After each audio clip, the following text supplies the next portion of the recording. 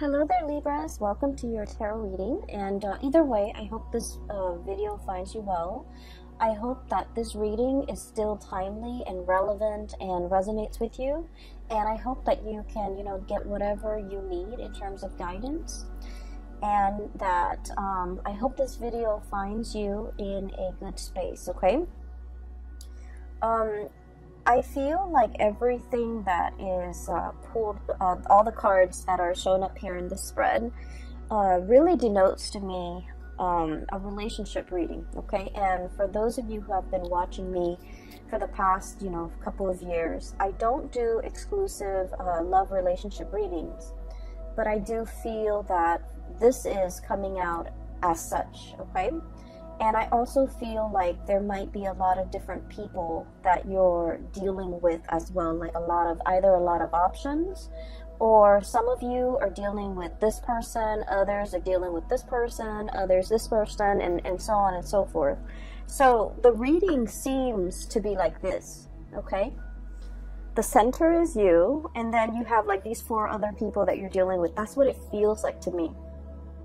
So I'm going to relay some messages or images that came through when I was shuffling, and then we'll unpack these messages and see how it plays out in the cards, okay? So you've got some, I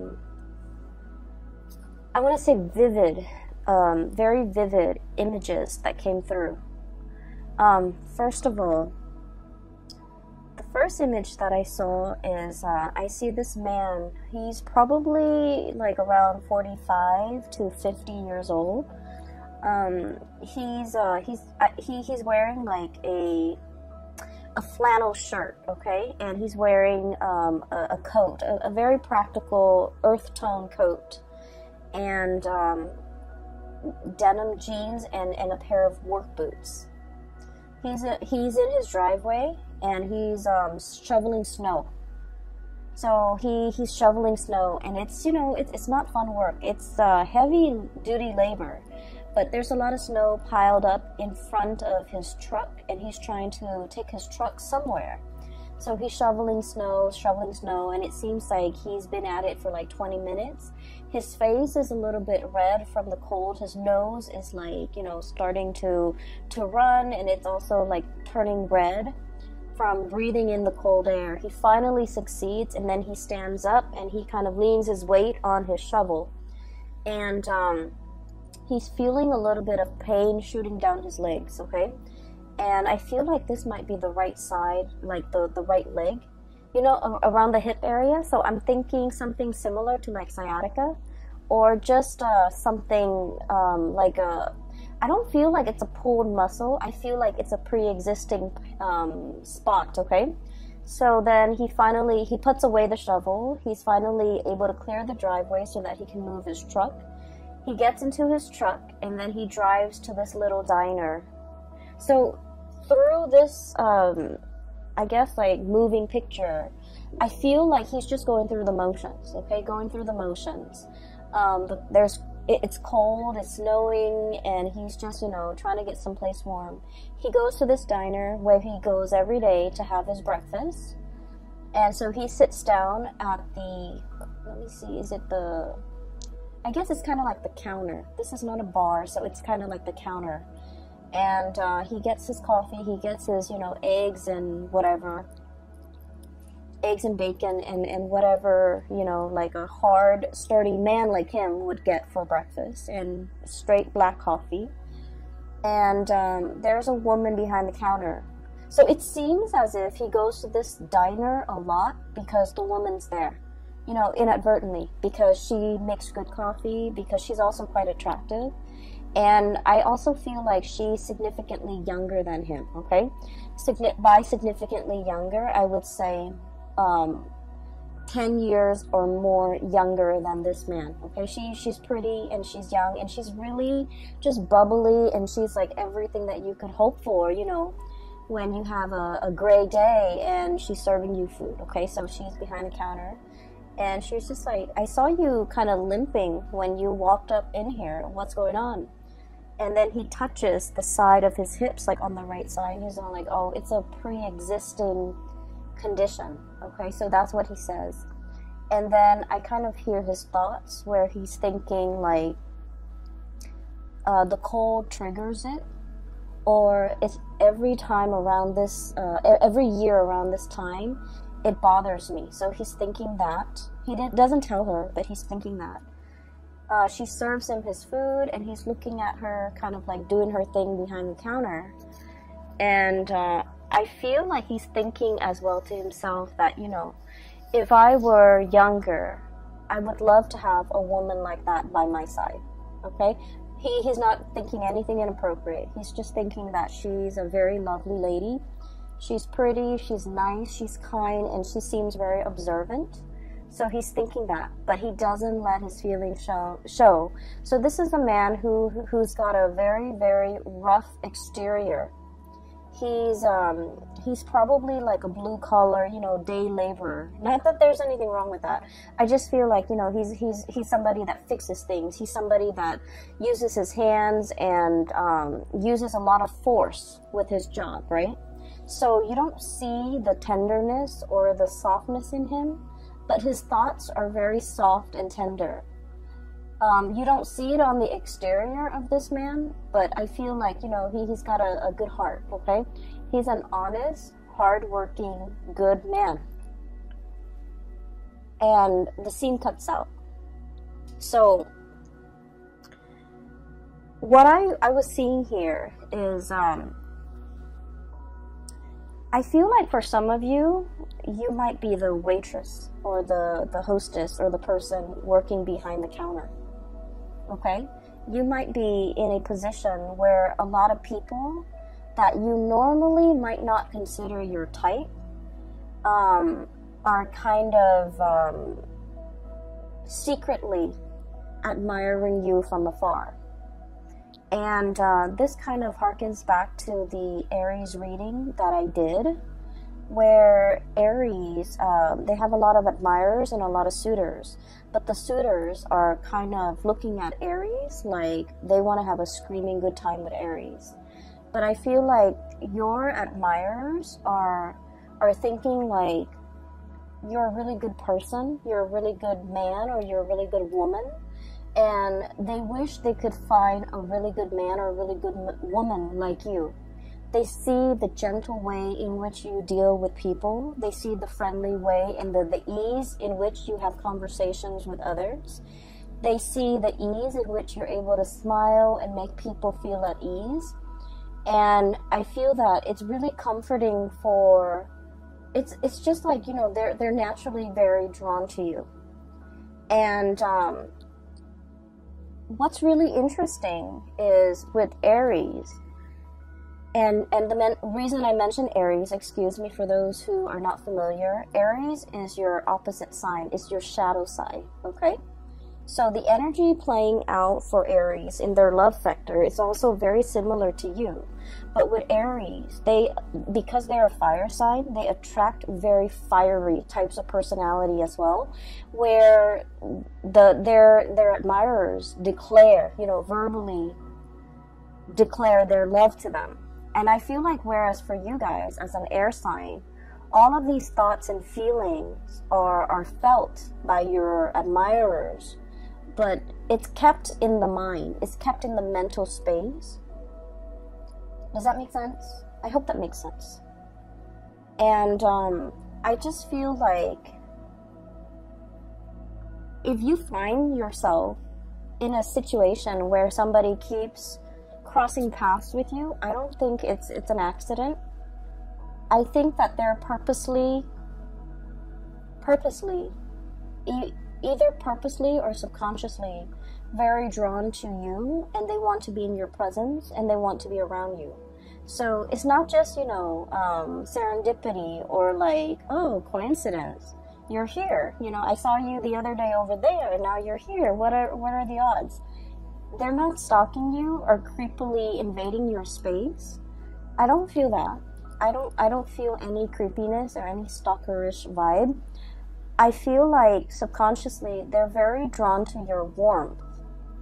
And funnily enough, I did the reading for Aquarius and Gemini, and in one of those readings, your fellow air signs, I mentioned that somebody was very drawn to your warmth. So for whatever reason, you know, air signs are not typically like considered warm.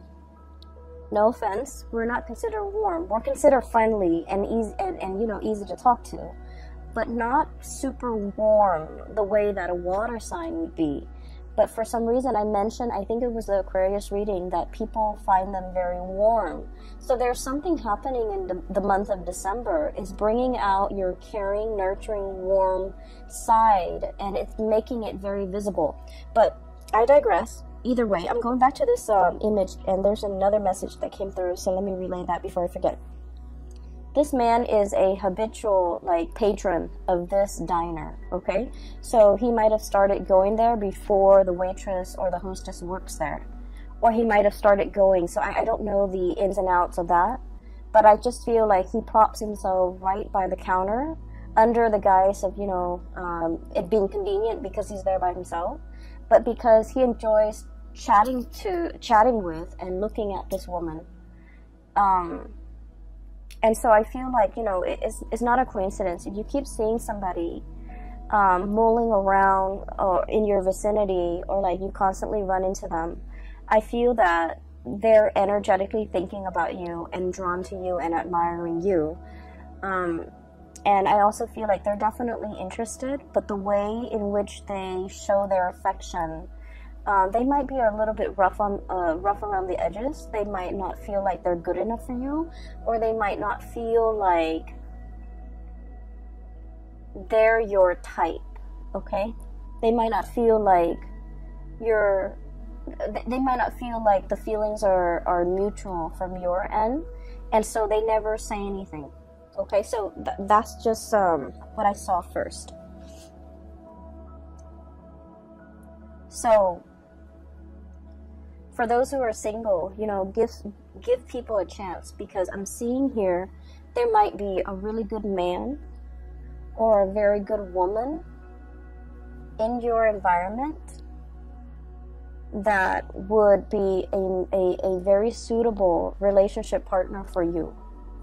Not only that, for those of you who are looking for like a serious partner, somebody you want to spend the rest of your life with, I feel like there's somebody here that wants to go the distance, you know? They'd rather be single than be in the wrong relationship, right? So it's not someone who's desperate for a relationship.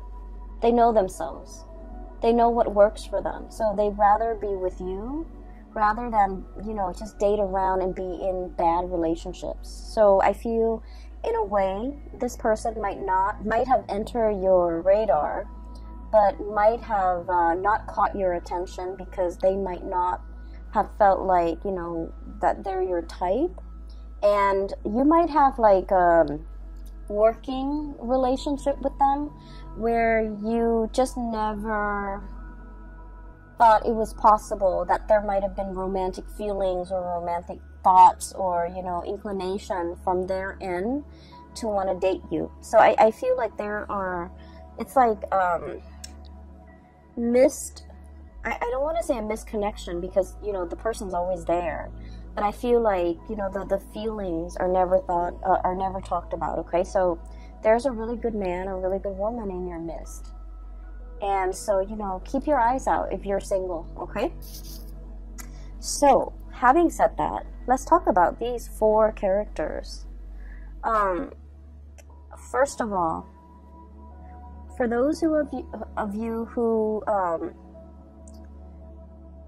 okay, so let me try to remember that image that I saw here. Okay, there's a message here. Something it's like he said, and the words that he said really resonated. Like, every year around this time, it bothers me. Okay. So he's talking about like a physical discomfort. But I feel like for many of you, it's not just a physical discomfort. It's something that gets triggered every now and then, every holiday season, every time of the year, or even, you know, every change in weather. Okay, so we're in the month of December. It is the winter time in the northern hemisphere. So I feel like something is being triggered either seasonally, climatically. Maybe it's the holiday season and we're being triggered by our parents. But I feel like it's a situation where it's uncomfortable physically, and then it becomes uncomfortable kind of emotionally. Okay? And so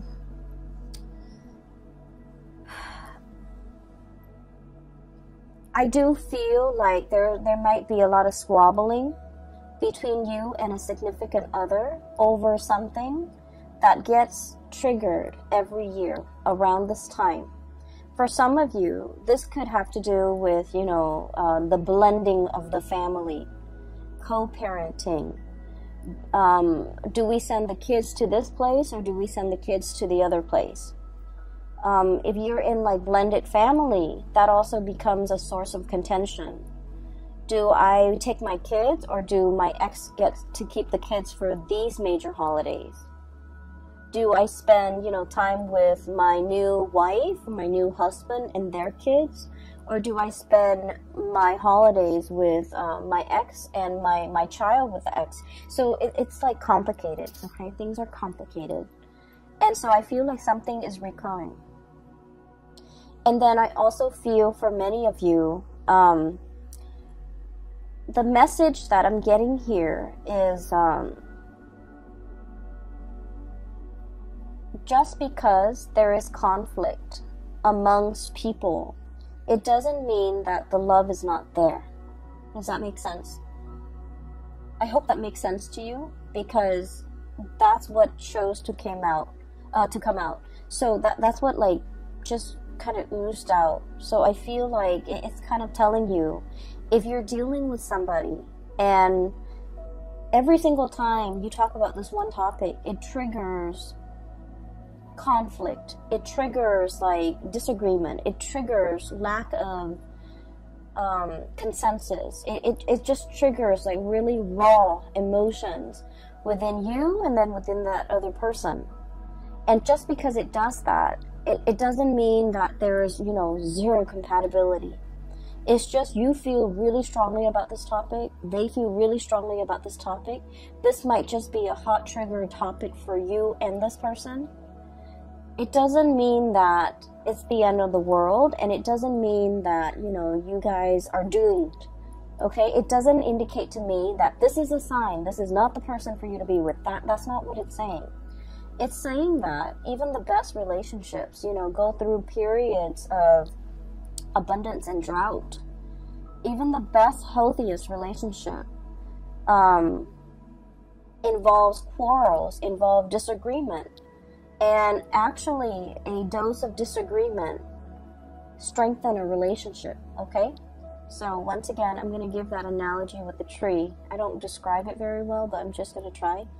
So when you have a tree, okay, the tree has to deal with inclement weather.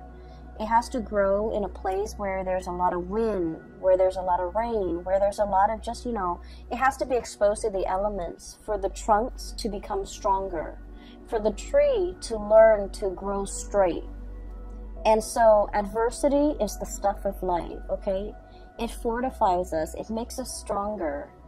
So arguments within the relationship serve the same purpose in that it strengthens the relationship. It allows you to stand your ground, and it allows the other person to stand theirs. It allows the two of you to learn to compromise, to learn to work around each other. It strengthens the relationship. So every relationship requires a healthy dose of arguments, disagreements. Okay? And the reason why I say this is we have the Five of Swords, which is bickering. So you see this card, there are 3 chickens, and it's clucking. You know how when the chickens just cluck? It's very irritating, it's very annoying. And at the end of the day, it's just clucks, just noise. No one is really hearing one another. But it's joined up here with the Two of Cups.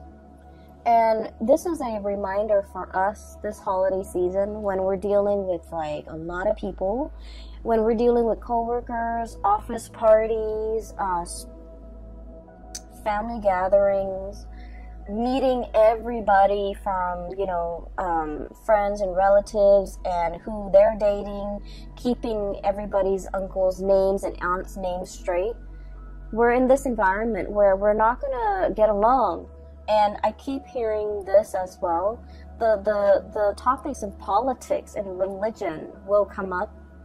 And, you know, it's such a hot trigger topic nowadays. So we're not always going to get along. But we don't have to get along. With this Two of Cups here, it's a gentle reminder for us that, you know, we're not human unless we have strong opinions about things, right? Unless we can think for ourselves, and unless we know what we believe in and what we don't believe in, what is total rubbish. And so it's really telling you to pick your battles, because the Five of Swords is mindless bickering, whereas the Two of Cups is about camaraderie. It's about calmness and tranquility and compatibility. So pick your battles, but at the same time, a healthy dose of conflict, if we don't take it personally, is very good for fostering solid, strong relationships. And, you know, Libras, you guys are the gentlest signs of the zodiac. I feel like you guys and Cancers are very gentle, are very like kind, loving people. You're also very conflict avoidant. You will stand up for the things that you believe in, but you don't want to argue with somebody, especially if they're not very knowledgeable. You don't want to waste your time. And then you also don't like it when other people argue, okay? It ruins your vibe. It ruins the ambiance, and it makes you uncomfortable. And so I would say, you know, being around this environment might not be all that bad, because I feel that some things need to be addressed. Some things need to be kind of brought to the surface and talked about, so that we can fortify our relationships, okay? It's sort of like with family members. It's a love-hate relationship, right? We get, like, you can't live with them, can't live without them. There's a lot of conflict, there's a lot of bickering. They know how to push your buttons, but at the same time, there's, you know, unconditionally, like, there's a lot of love. So it's one of those situations where take the good with the bad. You know, that's life, pretty much, okay? So there's this person here where, you know, you can't get along, but it doesn't diminish the love, okay? And then I have another person here that is very loving, very attractive, very beautiful. And it's showing up here as the Empress. This is somebody with children. This is somebody you might have children with. And we have the Ace of Pentacles. And the Ace of Pentacles is possibly like the beginning of something. So for some of you, you might be contemplating, you know, going after somebody that you're really interested in. You might not have children, they might have children, and so you're kind of like, you know, slowing buying your time, or pondering, and, you know, like, if this is a good thing to get involved in. Give me just 1 second. Sorry about that. So I was talking about this person right here, and I feel like, you know, they have a really good heart. So it's showing up as the Empress. This is the caretaker, the nurturer, the giver. This is someone who's also very attractive. They're beautiful or handsome. They take good care of themselves, not in a vain, you know, way, but they're very presentable, okay? And I also feel like they're very good with animals. They're very good with children. When people are good to animals and are good to children, they're just a good person. Okay? So I feel like you and this person might be on the verge of either tying the knot, taking a relationship, like, you know, somebody asking somebody, approaching someone to ask. They could be approaching you. You could be approaching them. For like, hey, do you want to go out for dinner? I'm interested in you. So like, there's some type of an offer coming through with this person here. And then I also feel like, you know, you might be single without children. They might have children. You might have children. They might be single without kids. There is definitely an age difference, okay? So I'm seeing like, this could be, you know, that hostess at the diner. You might be a little bit older, and you're interested in her, or him, or the other person, one person is older than the other, so there's an age difference here that I'm sensing. And I feel like it is a very good match. And I feel that, you know, if you're the one without the children, their children are very well behaved, and they will embrace you like family. They will treat you like family. They will, you know, invite you into the fold. Okay, so I feel like there's a potential here for a really good relationship. I also feel as well, these two characters can be a mesh or can be the same person. But just because there are occasional conflicts, and just because you can't get over this one thing, it doesn't diminish the love in this situation in any way. All right? I feel like some of you are thinking about, you know, traveling, spending like a large amount of money traveling as a unit, traveling as a family. So you're possibly saving up, like measuring out your coins, measuring out your pentacles, saving up so that it's like you've been planning this and you want to do like an extravagant getaway. And I also feel like you might be doing this with your whole family, with siblings, brothers, sisters, mom, dad, grandparents even. Like it's an extravagant type of a trip, a get-together, a getaway. And I feel that it's going to be picture perfect, okay? I have here the Ten of Pentacles, generational wealth. It's resting on top of the Justice card. So I feel like, you know, generosity, everything will be balanced out if there has been squabbling. And, you know, at the end of the night, when everyone's a little bit tipsy from the food and the wine and the drinks, and everyone takes that family photo, it's going to come out great. So I see a lot of togetherness, a lot of, you know, camaraderie, and just a tremendous amount of love here coming through from this spread. That indicates to me, you know, no matter what, it's going to be fine. And so, what I also feel as well, when I saw that man kind of talking about, you know, every time around every year around this time, it bothers me. I'm getting an image of snow, okay, like the cold, the snow. It could even be the month of December. Something happened last year around the month of December where somebody exited the picture. I feel like somebody exited the picture. And then this month in December, I feel like they might have also exited the picture, and you're missing this person. For some of you, this could be a fire sign, a Sagittarius, an Aries, or a Leo. We have the King of Pentacles.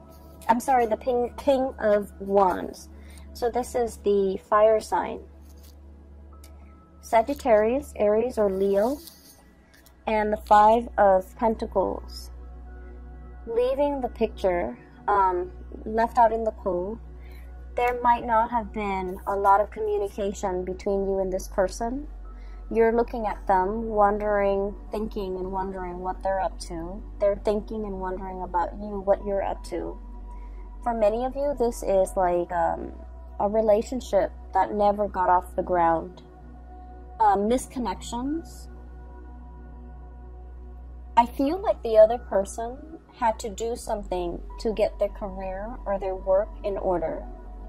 I also feel like you had things in your life that was preventing you from being in a relationship with this person. Okay? And I do sense for many of you, you might be in another relationship and you admire this person. I feel like the feelings are very mutual. You like them, they like you. But for whatever reason, they were going off to pursue their career. You might have been in another relationship and you couldn't be with them. So the feelings are felt, but I feel like out of the sense of responsibility and more morality and ethics, nobody did anything because because they didn't want you to stray. You also didn't want to stray. And so there was like a missed opportunity here. And I feel like, you know, there's a thing here about timing and seasons and December.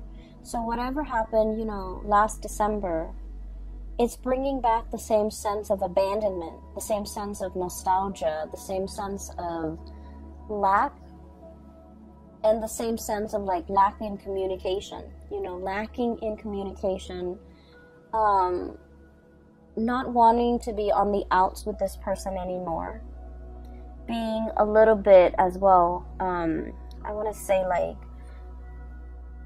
it's stirring up a pain, okay? It's stirring up like a discomfort, a pain.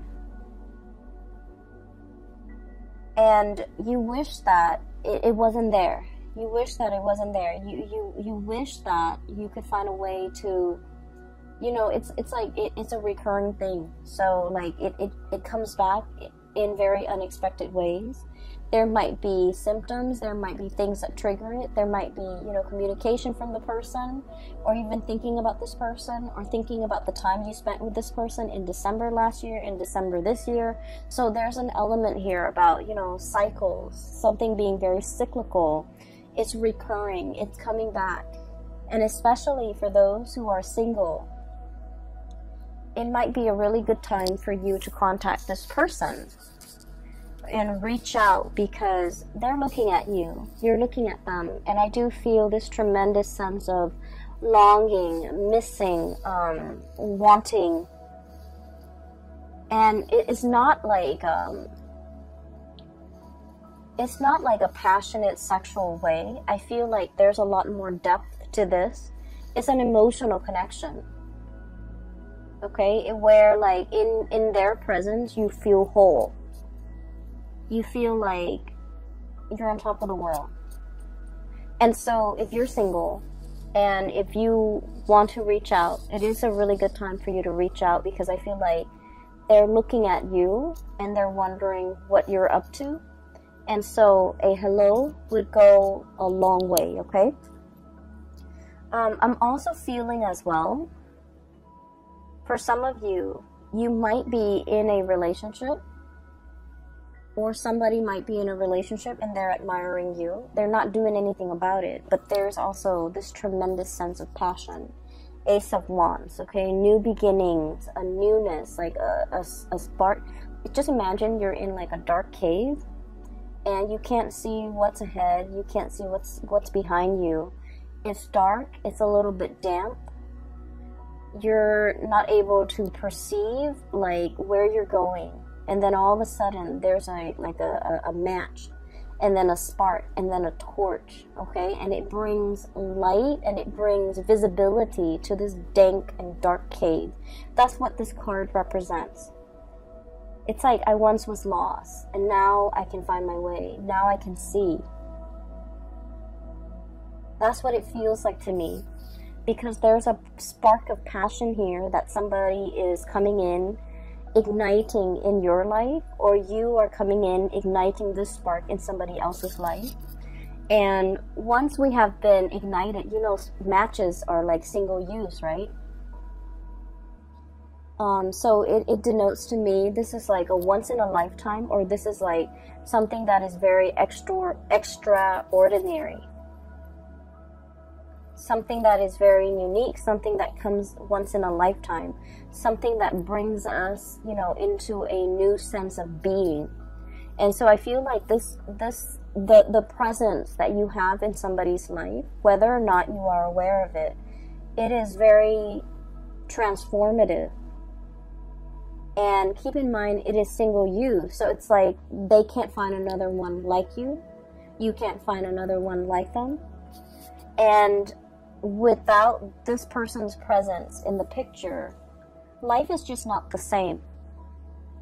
And so if you're dealing with this energy and you're not really sure what you should do, I would say,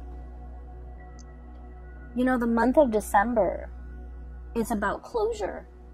It's the last month of the year. And so it's a really good time for us to tie up loose ends. It's a really good time for us to kind of like,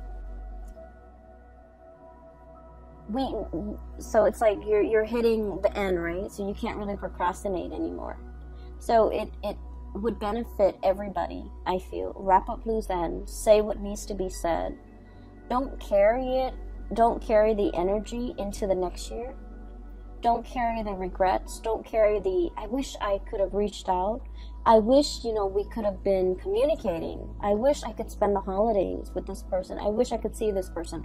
We don't want any of that lingering into the new year, the 2020 time frame. So there's a lot of opportunities here, and there's just like undercurrent. There are a lot of different stories that are coming through. And the undercurrent is constantly, there's a lot of emotions, there's a lot of love, there's a lot of reciprocity here with this major arcana, the Justice card. And so everything that's on top is like the facade. The waters run really deep. The spiritual connection, the emotional connection, the love, the consideration, the kindness that emanates from the other person to you and you to them, vice versa. It's in a very human, caring way. And so I feel like whatever it is, don't leave things unsaid. Don't leave things unfinished. Wrap up loose ends. Complete them. And decide for yourself what is worth, who is worth bringing into the future with you. Because you have a lot of loose ends, it seems. And we want a new start for 2020, okay? So the last card that I want to look at here is the Queen of Pentacles. And I mentioned before, I feel like some of you might be in a relationship and you're like physically very attracted to another person outside the relationship. I feel like somebody who might also be in a relationship that you're very attracted to is attracted to you. And I see this sense of like somebody, both of you and the other person, are very aware of that there might be obstacles, and you guys are not acting on it because you want to, do things the right way. You don't want to infringe upon their home life. They don't want to infringe upon yours. You don't want to be the other woman, the other man. They don't want to be the other woman or the other man, or even put you in that situation. So this is a situation that's very exalted, because I feel like, two people foregoing their lust for one another out of respect for one another, out of respect for the sanctity of marriage, out of respect for like the spouse or the woman or the spouse, the wife or the husband. So it's like, I can admire you from afar and we can care about each other, but we're not going to act on it. So that's very admirable and that's very honorable, and I feel like it's coming through from your end and from the other person's end. Okay, so wrap up loose ends. Okay, do what you have always wanted to do, and speak from the heart. When you speak from the heart, people listen. Try that next time. I'm gonna leave it at that, Libras, and I hope this reading resonates. I hope it is helpful for you, and I wish you all the best. Okay, have a wonderful time with your loved ones and your family and the people that matter. And I wish you all a blessed new 2020. Okay, take care of yourself.